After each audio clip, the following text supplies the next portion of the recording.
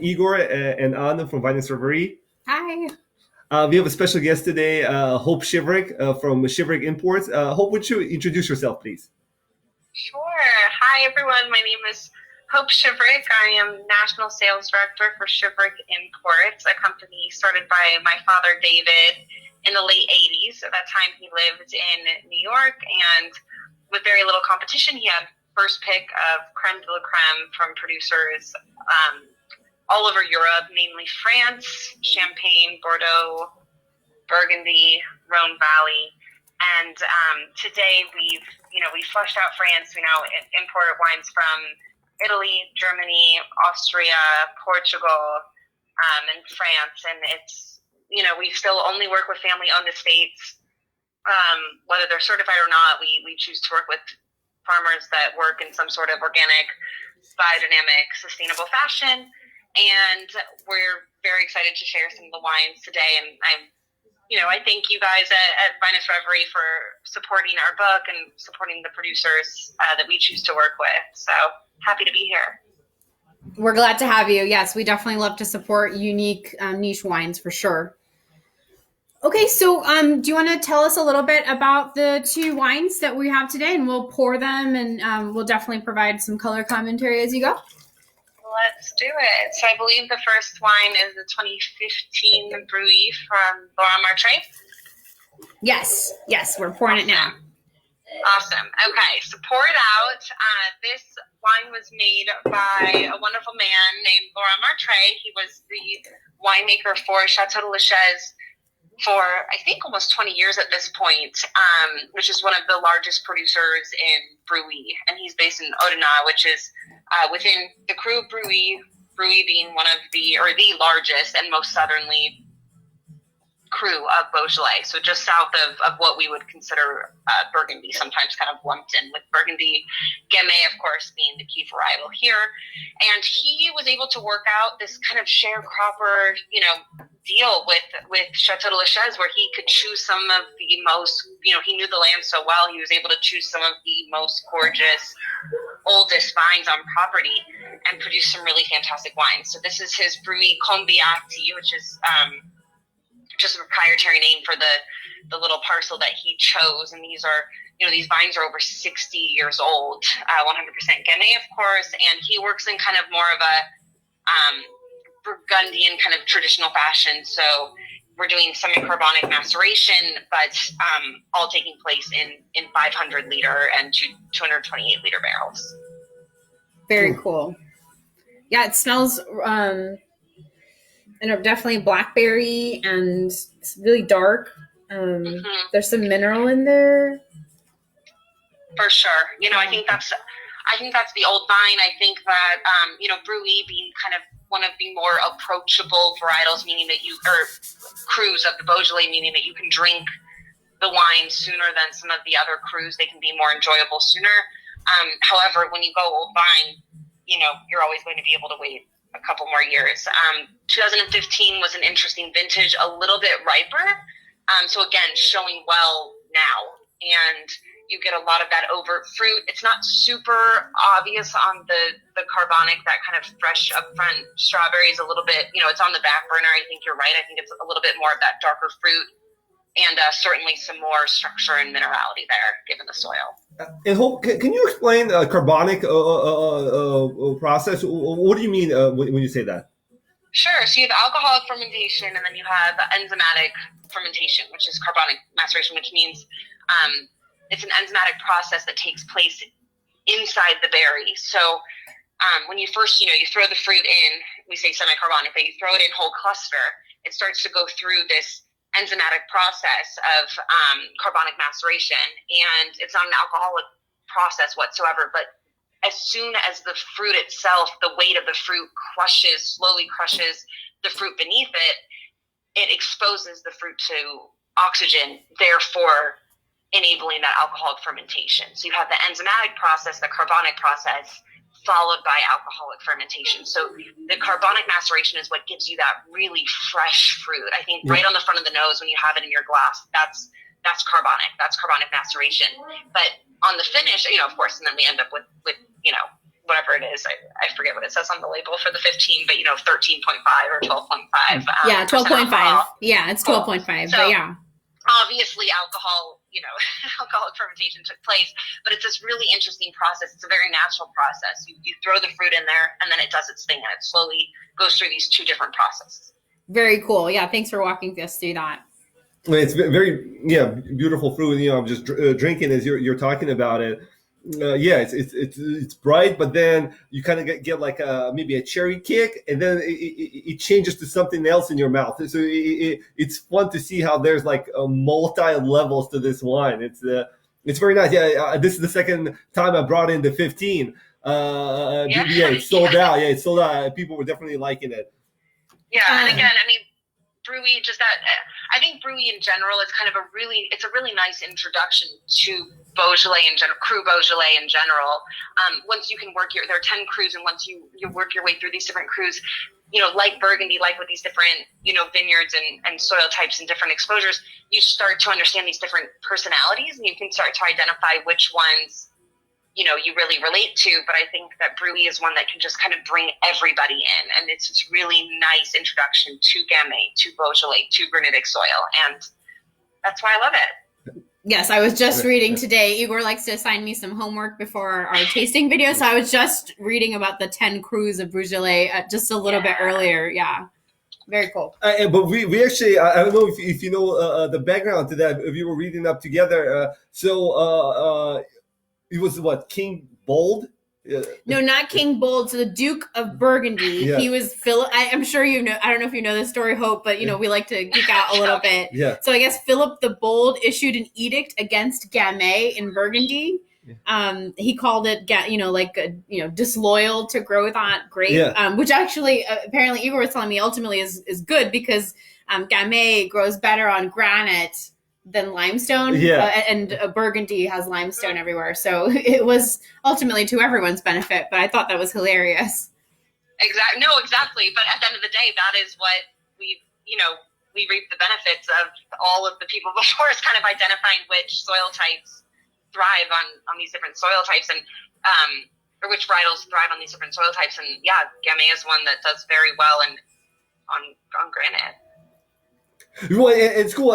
So I think we could transition to the second one, and I think there's actually a connection. So the Romans apparently, they were going through Beaujolais. So they were. It was a trade route. Yeah, it was a trade route. Yeah, and then if we jump to the Portuguese wines, there's also a Roman kind of influence on some of on the Portuguese wine that we'll be discussing next. Roman Empire, right? So. Yeah, exactly. Cool. Exactly. So we have the next bottle up. Hope, do you want to talk a little bit about the Rosim?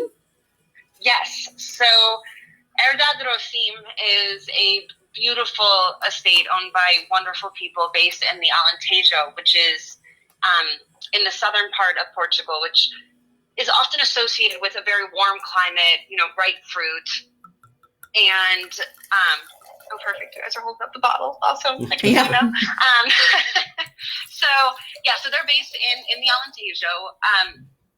Again, we associate this with this very warm climate. Sometimes, there's a lot of bulk wine production here, very ripe fruit. However, if you move as far east as you can get into the Appellation, into the Alentejo, so you land in Lisbon and then you drive, about an hour and a half, 2 hours east. You end up in Vidigueira, which is a region that is, it's its own little world there. So you have this very warm climate around it. The cool air from the Pacific, or from the ocean there, flies all the way across what is a very flat region, hits the mountains and creates these areas, these kind of pools of cool air, which allows for really wonderful, first of all, white wine production, which is not very well known in the region whatsoever. And for the reds, it creates this really wonderful freshness. It preserves acidity. And that's what makes their region where Rosim is based very special. And they work, they have quite a bit of land. Everything is farmed organically. Every wine that we would ever taste from them comes directly from the estate.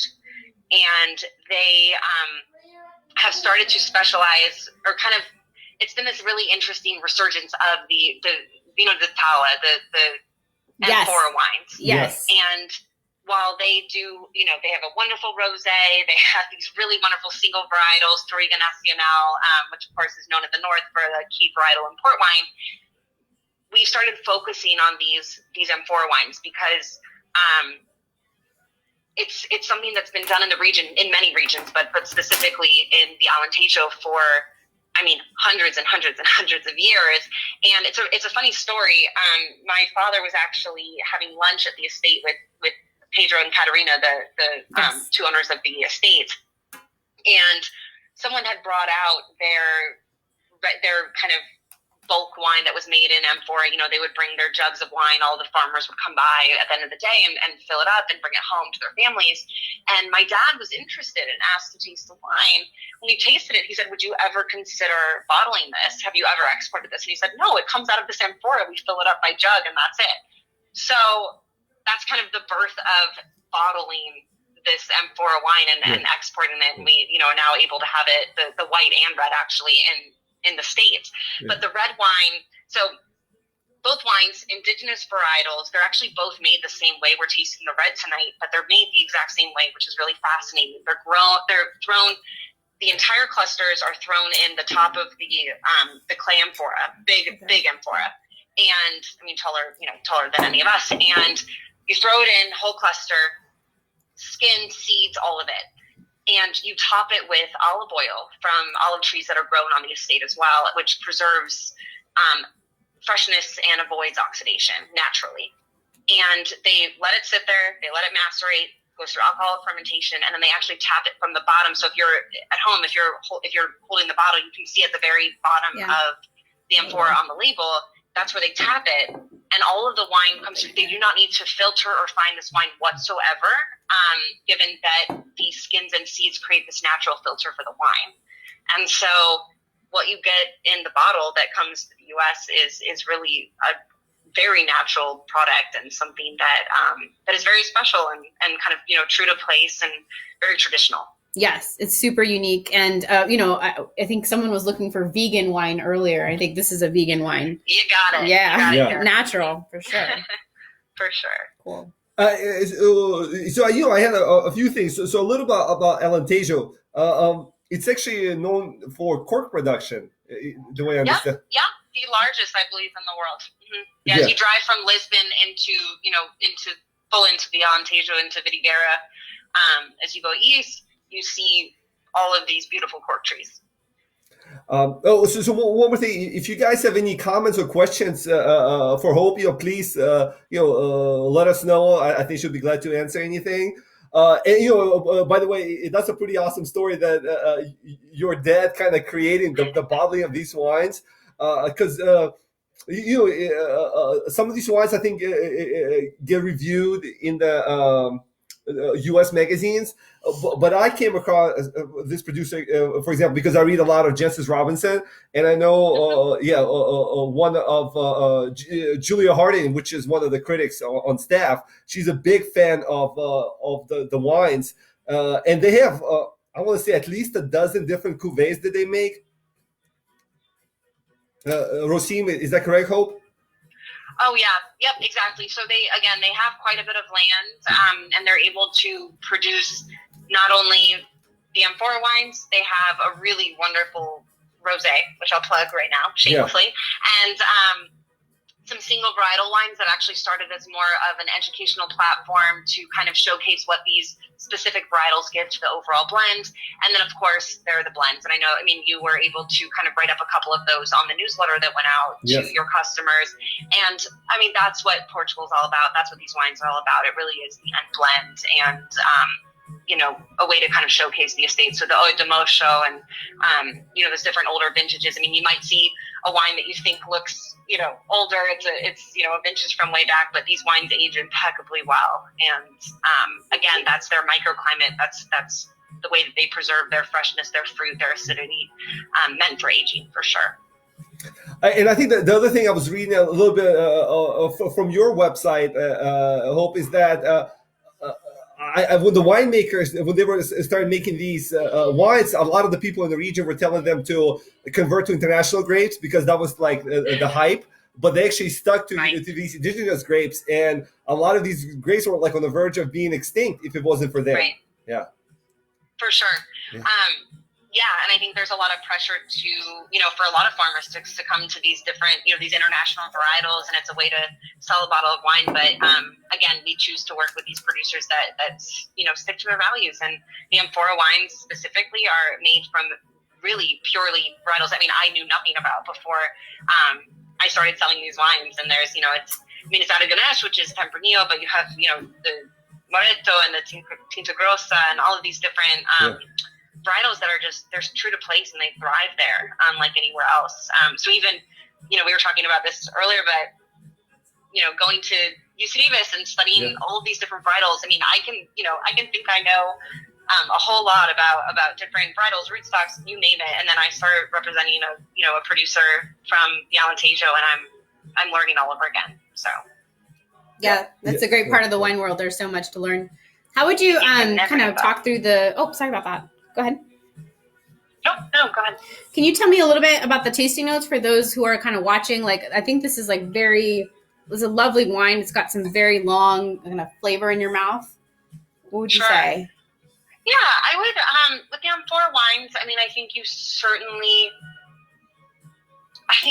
get that kind of extended, skin contact. I think it's also hard to say this tastes like a varietal that you're used to, because again, these are varietals that I've asked. I mean, Pedro, I've called him so many times to say, how would you relate this to an international varietal? And he won't have that conversation because they are so different. So it's almost hard for me to put that in context and relate it to a different varietal. But I do think that you get, I mean, it's certainly a dry wine, but you get these really nice floral components. I also think you get, an earthy component that comes not only from the vessel itself, but from the terroir, and comes from that place, comes from the Alentejo, comes from the Rosine estate. And what's interesting is it's the amphora that they use for these wines specifically have been around for, I think their oldest amphora are something like over 100 years old. Wow. I mean, definitely at least 100 years old.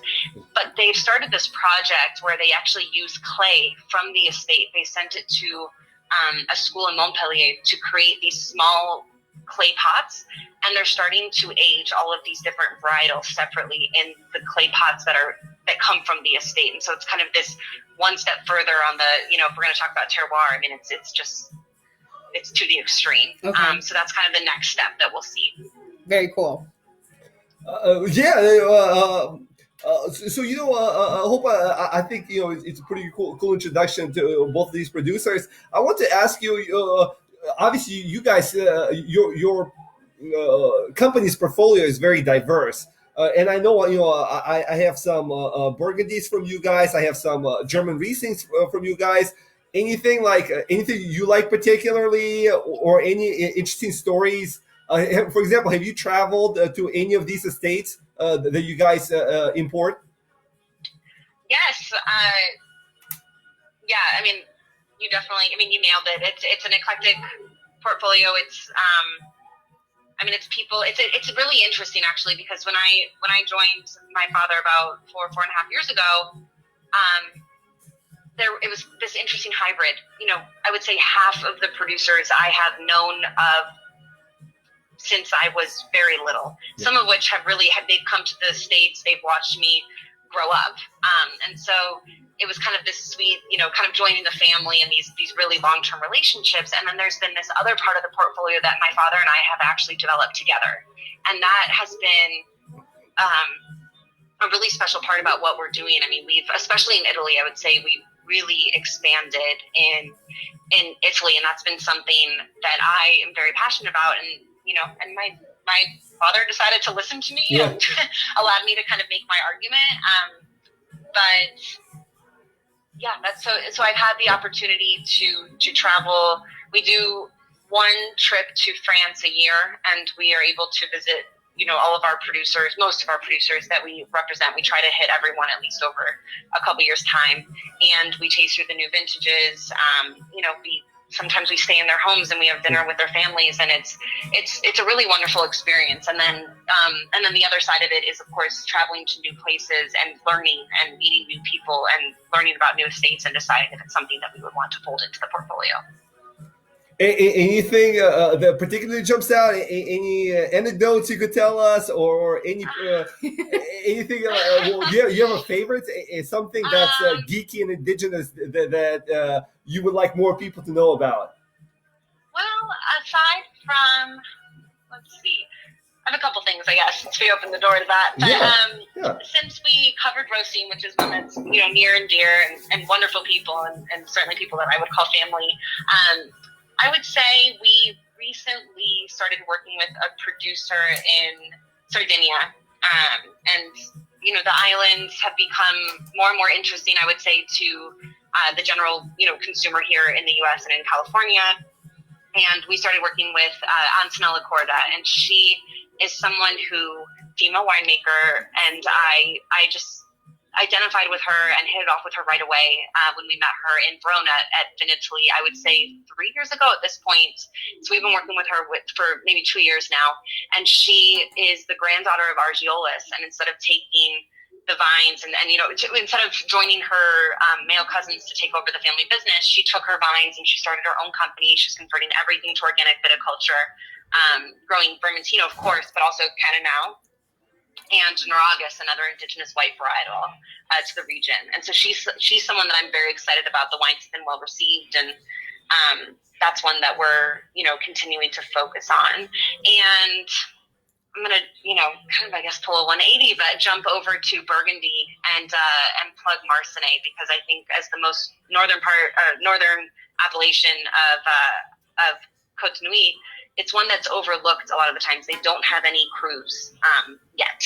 We're hoping to see something from them sooner or later. And there are a couple of vineyard sites that are certainly up from cru status. But that's I think within Burgundy, we've seen prices jump and jump and jump. And to find these regions that are producing wines of wonderful value from great people, I think we can start to, look to them for the next vintage, and, for people that are on a budget and, but appreciate the style. Cool. Yeah, I jumped off a screen. I actually do have that Marsanne, Jean Fournier's. Was that? Yeah, exactly. I was looking at my cellar. I know I have it. I just couldn't find it fast enough. But yeah, that's pretty cool. I had one question. I think we're going to be wrapping it up in a minute or so. You mentioned Cananao from Sardinia. So I actually, several customers asked me specifically for that grape because it's Grenache grape. But yes, a lot of people believe that it actually has special health benefits. Have you heard anything about that? Grenache or Cananao? Cananao specifically. No, I have not. Yeah, within last couple of years, yes. I think they must have read it in some article. It must have been some kind of I don't know, Wall Street Journal or something like that, because several customers came in and they were like, "Oh, do you have Cananao specifically?" So okay, so that's a little tidbit right there. So a little research for you, good. Maybe, yeah, a selling point. I'll take it. Yeah, for sure. We'll send that right over. I'm going to find that. Well, do you have any kind of summary as we close up? I have a thought about these two wines. I don't have a summary. I think they're both delicious. They both seem very ageable. So I do like that they have a long finish. But yeah, I don't know, Hope or Igor, go ahead. I don't know if acidity, to me, they're both very bright wines. They have a nice acidity to them. And I think we were talking about they have fruit, but it's not California fruit. I think these wines, I don't know, I think it's terroir. Everybody's trying to kind of define it, and nobody, I never heard any definite definition. It's people could taste it, but they can't explain it. And I think it's something not to miss out on. And I think it's both of these wines are kind of a great example of great values, because if you want a Pinot Noir, well, a great Beaujolais, I think, is always a better value example. And the Portuguese wines, they make so many great wines, and nobody, the world kind of doesn't know about them. So I think you get a bang for your buck to for lack of better like term. I'll let the last word to you, Hope. If you could kind of summarize these two wines, and we'll go from there. Yeah, for sure. I think the thing here, I mean, you touched on it, but is versatility, and I think that both of these wines bring that. And I think we're in a time and a place right now where we don't necessarily know what we're making for dinner. We don't know what groceries we're going to be getting. Yeah. We don't know what market we're going to, and to be able to have a wine like both of these in the cellar to say this will go with this can pair with anything. I mean, these are lower tannin. These are wines that can honestly both be chilled, not. I mean, you can play around with them, and so I think it's good timing here with these two wines. And I think it also allows the folks that were able to pick up bottles or that choose to pick up bottles later to kind of get a feel for my father's palate and for the kind of minerality and acidity and that profile that he goes for throughout the portfolio. So we import wines from these different countries, but there's this very very serious and very prominent underlying factor of the ability to pair with food and minerality that I think you see through the entire portfolio. And so you have been a wonderful supporter and someone that's really dug into the portfolio and able to identify these different gems, I would say, in the book. And so I look forward to kind of growing that with you, and you can grow that with your customer base. But there's a lot more there. So.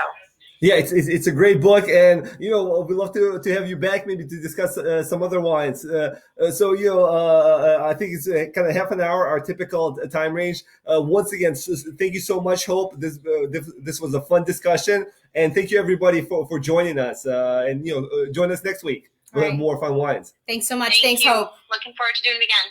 Thank you, guys. Bye. Take care.